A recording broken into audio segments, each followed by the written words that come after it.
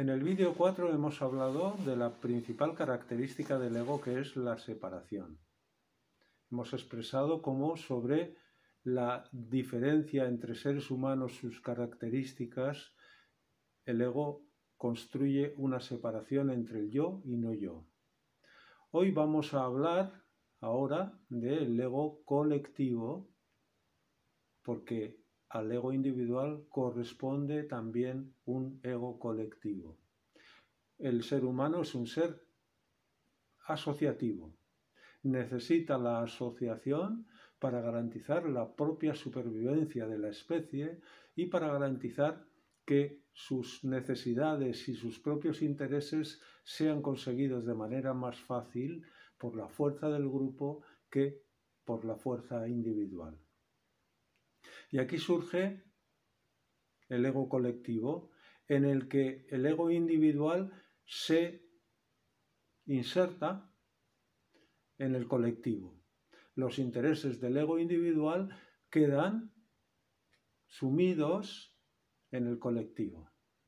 Y así surgen todo tipo de identificaciones colectivas, marcadas por intereses que pueden ser coyunturales o más a largo plazo, o incluso intereses ya considerados como existenciales o esenciales.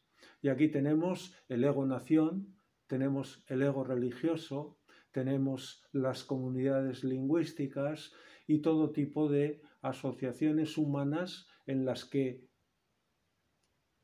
el ego individual cede ante el grupo, la asociación, porque interpreta que los intereses propios van a ser salvaguardados de mejor manera y conseguidos de mejor manera a través de la colectividad. Si vemos el ego-nación, podríamos considerar que la nación es una expresión a nivel global de lo que es el individuo a un nivel particular. Cada nación tiene sus características, sus peculiaridades, generalmente su lengua, que a veces es compartida, tiene su historia, en este sentido también tiene su propio karma, es decir, se está beneficiando o está padeciendo las acciones que en tiempos pasados, como nación, como grupo, como colectividad, pudo realizar. Y aquí surge también el conflicto. La nación, el ego nacional, se confronta con otros egos nacionales y muchas veces esto da en guerras. El ego necesita poder. El poder es una de las características que hacen la identidad del ego fuerte. Pero todos los egos necesitan poder. Todos los egos quieren poder.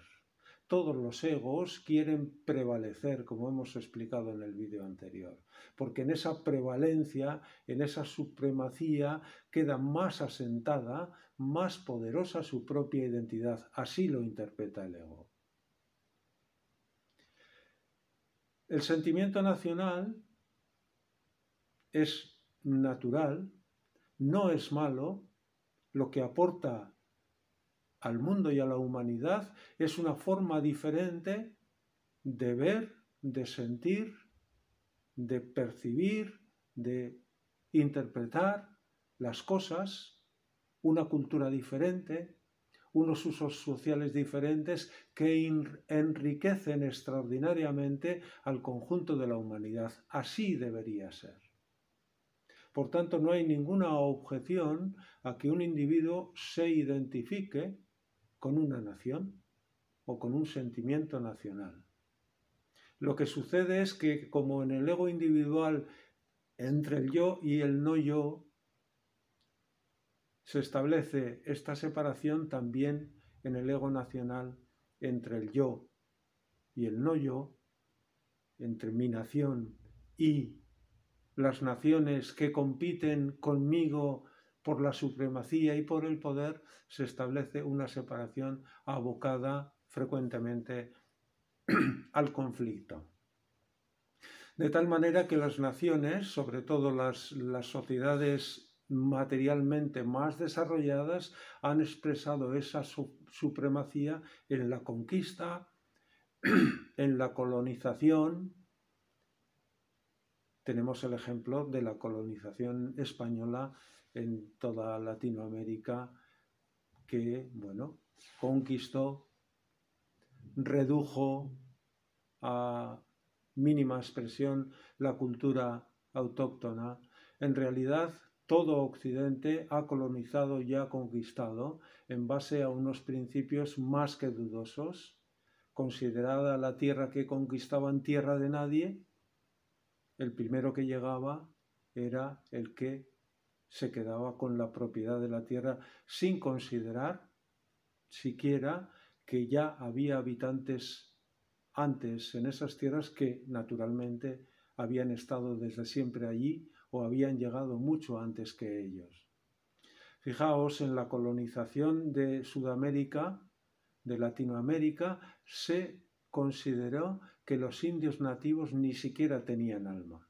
Esto es un reflejo del supremacismo nacional, que es también un supremacismo individual respecto al no yo, que infravalora al otro hasta el punto de discutir si esos indios nativos tenían alma o no tenían alma. Fue 40 años después el correspondiente papa quien tuvo que dictaminar que los indios efectivamente podían ser tan cristianos como sus colonizadores, 40 años después.